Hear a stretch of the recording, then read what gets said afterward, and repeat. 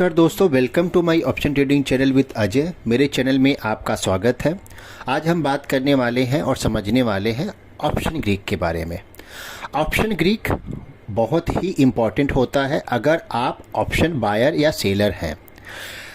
Option Greek इसके लिए important होता है क्योंकि ऑप्शन ग्रीक से ही हमें पता लगता है कि आप जो स्ट्राइक प्राइस लिए हैं या ले रहे हैं, तो मार्केट मीन्स इंडेक्स जो आप इंडेक्स या स्टॉक में लेते हैं, तो अगर इंडेक्स या स्टॉक अगर ऊपर जाता है तो आपका स्ट्राइक प्राइस, आपका प्रीमियम कितना ऊपर जाएगा, अगर नीचे जाता है तो कितना नीचे जाएगा। तो ये हमें ऑप्शन ग्रीक से पता लगता है। तो चलिए उसके बारे में हम समझते हैं। मार्केट में जितने ऑप्शन होते हैं वो बेसिकली 5 ऑप्शन ग्रीक से मिलकर बने होते हैं। तो अब हम 5 ऑप्शन ग्रीक के बारे में समझते हैं। ऑप्शन ग्रीक का नाम जो है delta, theta, gamma, vega and rho है। रो एंड गामा जो है उतना इम्पॉर्टेंट नहीं है, लेकिन फिर भी मैं आपको रो एंड गामा के बारे में बता दूंगा। डेल्टा, थीटा और वीगा जो है ये बहुत ही इम्पॉर्टेंट है। तो चलिए अब हम डेल्टा के बारे में पहले समझते हैं कि डेल्टा क्या होता है और कैसे काम करता है। मान लीजिए आपने निफ्टी लिया। अब निफ्टी एक टाइम में 20,000 मान लीजिए चल रहा है और उसका स्ट्राइक प्राइस 100 रुपीज़ आपने सेलेक्ट किया। ठीक है, 20,000 निफ्टी चल रहा है, एग्जाम्पल है, और 100 रुपीज़ उसका प्राइस है। अब उसका जो डेल्टा है 0.50 है। अब मान लीजिए निफ्टी 100 पॉइंट ऊपर गया, प्लस हुआ, तो अब निफ्टी जो है 20,100 हो गया। तो 20,100 हो गया। अब आपका डेल्टा मल्टीप्लाई होगा 100 से, 100 इंटू 0.50। तो अब आपका जो 100 रुपीज़ का प्रीमियम था अब आपका हो गया 150, क्योंकि डेल्टा 50 था, 0.50 था। वैसे ही मान लीजिए अगर आपका डेल्टा 0.60 होता तो आपका 100 पॉइंट निफ्टी बढ़ा है तो 100 पॉइंट मल्टीप्लाई 0.06 हो जाता, तो 60 पॉइंट हो जाता, ऐड हो जाता। अगर आपका डेल्टा 0.70 होता तो आपका 100 मल्टीप्लाई 0.70, तो आपका जो ऐड हो जाता 70 हो जाता। तो जो डेल्टा होता है हमेशा 0 to 1 के बीच में होता है। मिनिमम 0 होता है, मैक्सिमम डेल्टा 1 होता है। और पुट के लिए जो होता है -0 से लेके -1 तक होता है, क्योंकि पुट इसके लिए माइनस होता है, माइनस डेल्टा उसका होता है, क्योंकि जब मार्केट नीचे आता है तो इसके लिए उसका डेल्टा भी माइनस होता है। तो सेम चीज़ डेल्टा पुट के लिए भी होता है, -0 to -1 होता है।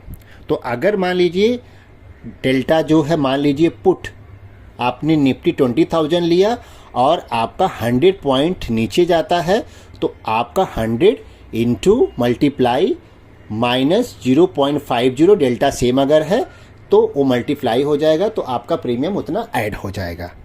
तो अभी हमने समझा कि अगर आपका 100 पॉइंट निफ्टी ऊपर जाता है तो आपका प्रीमियम कितना बढ़ेगा, जितना आपका डेल्टा रहेगा उतना बढ़ेगा।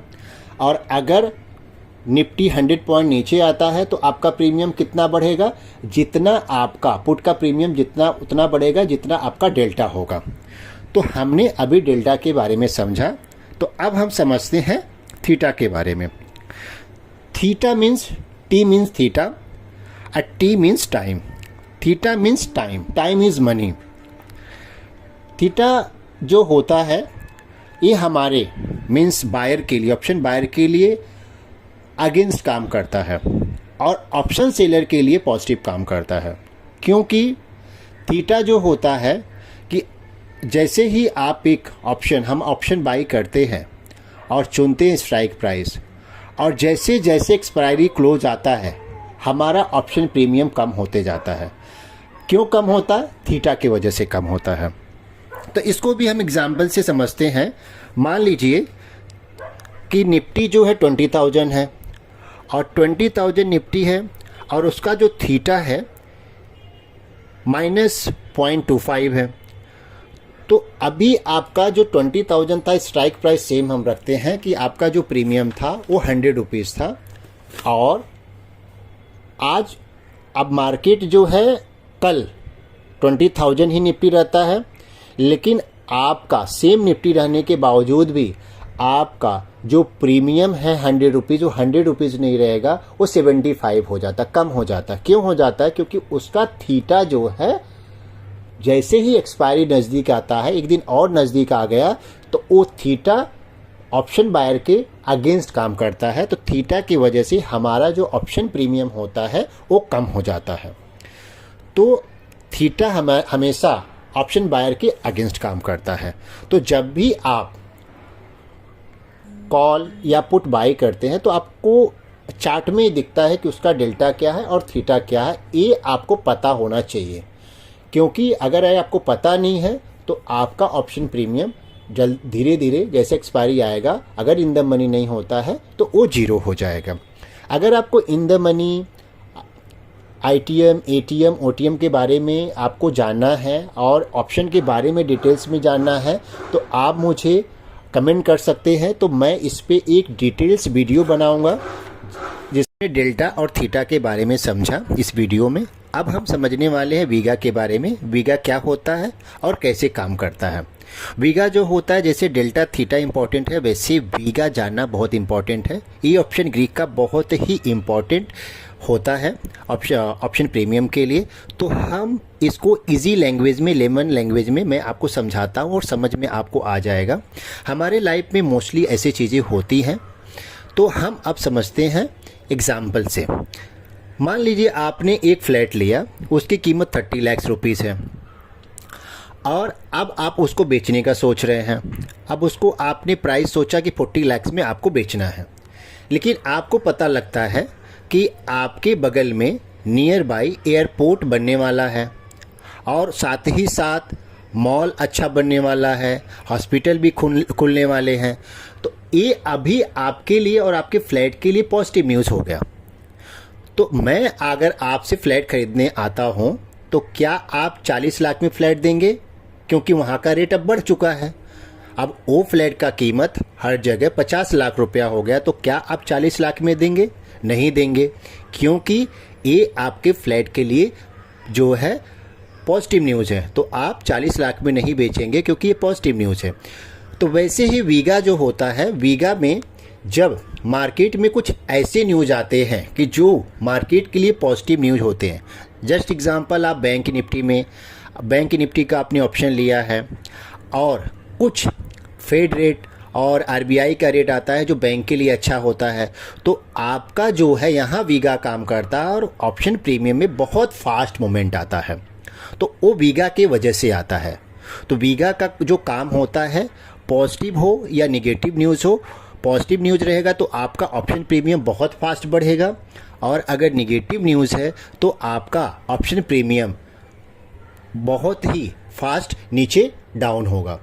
तो ये रहा वीगा के बारे में।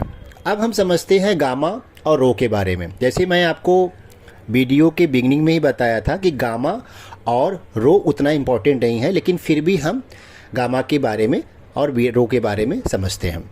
तो गामा जो होता है, जब आपका इंडेक्स निफ्टी, बैंक निफ्टी आपका मोमेंट हो रहा है, तो जो आपका डेल्टा होता है, जब फास्ट मोमेंट होता है, तो डेल्टा मान लीजिए, जस्ट एग्जांपल वही पूरा पहले वाला एग्जांपल लेते हैं, डेल्टा 0.50 है।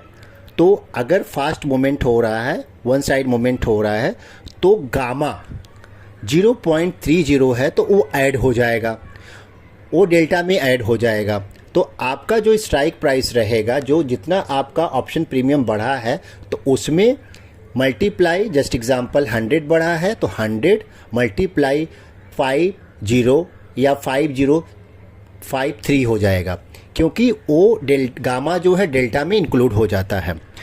तो वैसे ही अगर प्रीमियम डाउन होता है तो डेल्टा माइनस हो जाएगा, तो आपका गामा जब माइनस होगा तो डेल्टा भी माइनस हो जाएगा। तो गामा का बस इतना ही रोल होता है कि जब आपका डेल्टा बढ़ता है तो गामा उसमें ऐड हो जाता है, जब आपका डेल्टा डाउन होता है तो माइनस हो जाता है। तो अब हम समझते हैं रो के बारे में कि रो क्या होता है। रो एक्चुअली ऐसा काम करता है कि जैसे मान लीजिए आपने बैंक निफ्टी का एग्जांपल लेता हूँ कि बैंक निफ्टी में आरबीआई ने कुछ इंटरेस्ट रेट बढ़ाता है। तो जब इंटरेस्ट रेट बढ़ेगा तो रो का भी इंटरेस्ट रेट बढ़ेगा, तो उसमें जो आपका रहेगा प्रीमियम थोड़ा सा इंक्रीज हो जाता है। और अगर आरबीआई इंटरेस्ट रेट माइनस करता, नीचे करता है, तो आपका जो रो का रहेगा वो आपका जो ऑप्शन प्रीमियम होगा, स्ट्राइक प्राइस होगा, वो थोड़ा सा माइनस होने लगेगा। तो ये रहा ऑप्शन ग्रीक के बारे में, जिसमें मैंने आपको बताया डेल्टा हमने समझा, थीटा क्या होता है उसके बारे में समझा, और वीगा क्या होता है उसके बारे में समझा, जो तीनों मेन हैं, और फोर्थ गामा और फिफ्थ रो होता है उसके बारे में हमने समझा। तो अगर वीडियो एक बार में समझ नहीं आता है तो आप इस वीडियो को रिपीट करके देखिए, पेपर पेन लेके प्रैक्टिस कीजिए, तो आपको समझ में आ जाएगा। अब अगर वीडियो आपको अच्छा लगता है तो प्लीज़ लाइक एंड सब्सक्राइब करना न भूलें। अपने दोस्तों को, ज़्यादा से ज़्यादा दोस्तों को भी शेयर करें, और इससे रिलेटेड कुछ भी है तो आप मुझे कमेंट कर सकते कमेंट बॉक्स में। Thank you so much.